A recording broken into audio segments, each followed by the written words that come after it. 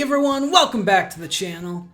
Well, it's finally here, the 6th and final wave of the Mario Kart 8 Deluxe Booster Course Pass DLC, bringing us 8 more tracks to put a bow on this amazing selection of courses in this game now. And along with those tracks are a slew of new characters joining the fold, including everyone's favorite jorts-wearing Kong, Funky Kong.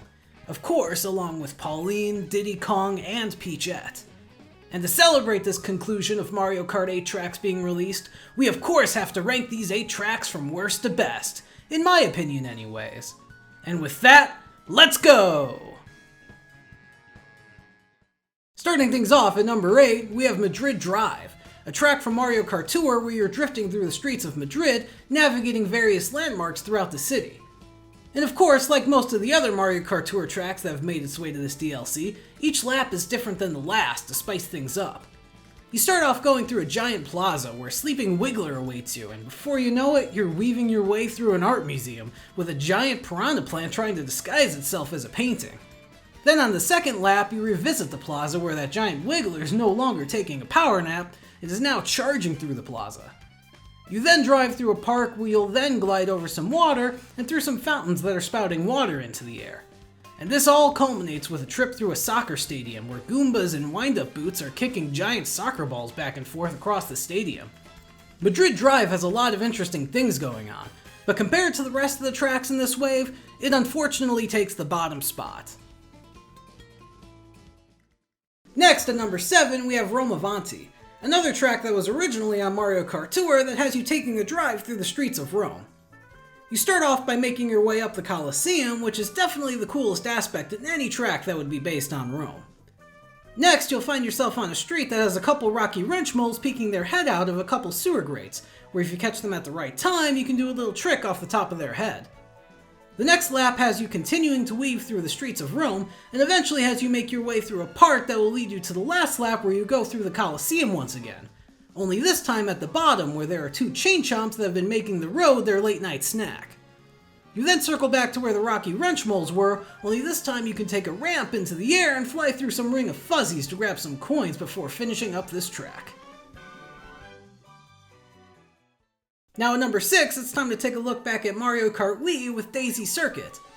This classic track has you driving through the streets of a town on the seaside at sunset, which honestly sounds like one of the more relaxing things I could think of right now. You swerve around giant statues of Daisy dancing with Luigi to the tune of some of the most relaxing Mario Kart music you could find.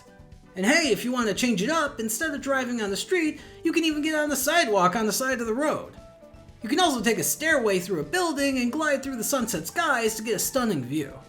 While relaxing and nostalgic, this course doesn't quite break the top half of the tracks in this wave for me though.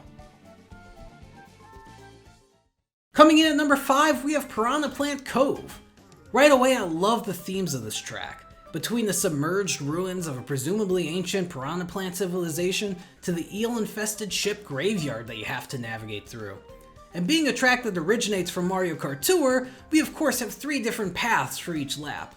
The first lap has you climbing up the tall stairs of the ruins before making your way out of the water and into a small village that eventually leads you back into the underwater tunnels of the ruins.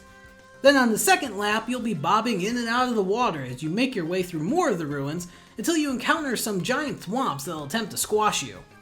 And then on the final lap, you have to race through a ship graveyard where there are multiple giant eels hanging about, trying to remind you of the nightmare fuel they've been giving out since Super Mario 64.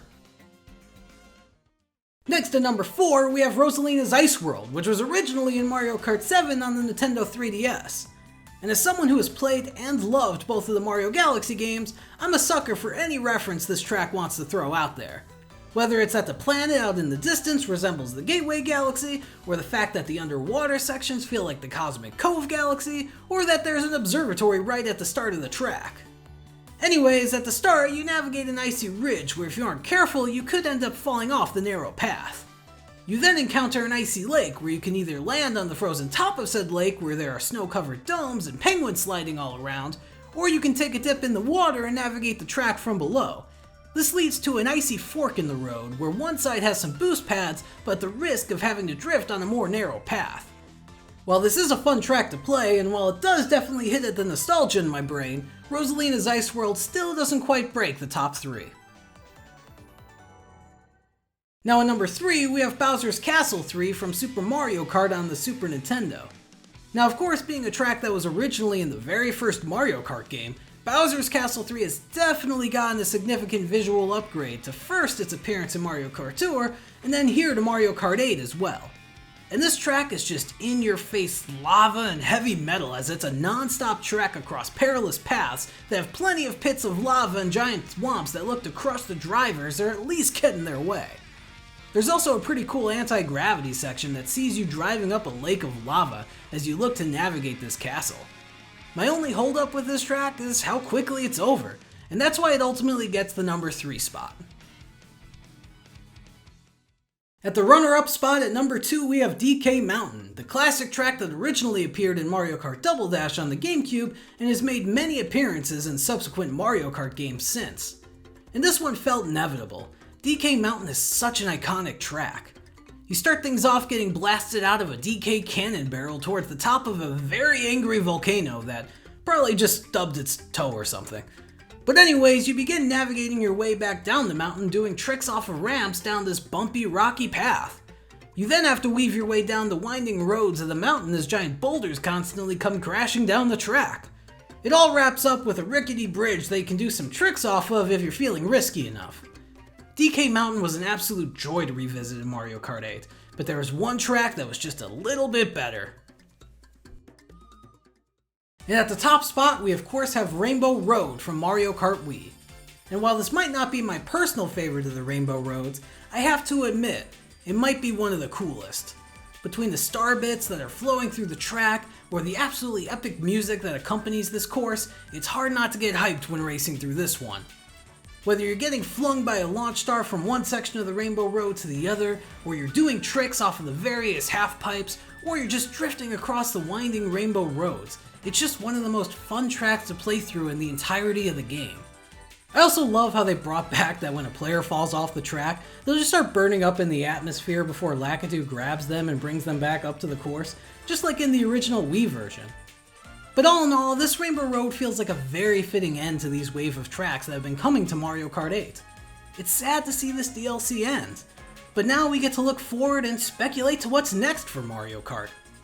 But anyways, those are just my rankings of these tracks. Comment down below how you'd rank them. Be sure to give this video a like because one like equals one less gorilla and jorts plummeting down to earth, and be sure to subscribe to see more videos in the future. Thanks so much for watching, and I'll see you in the next one.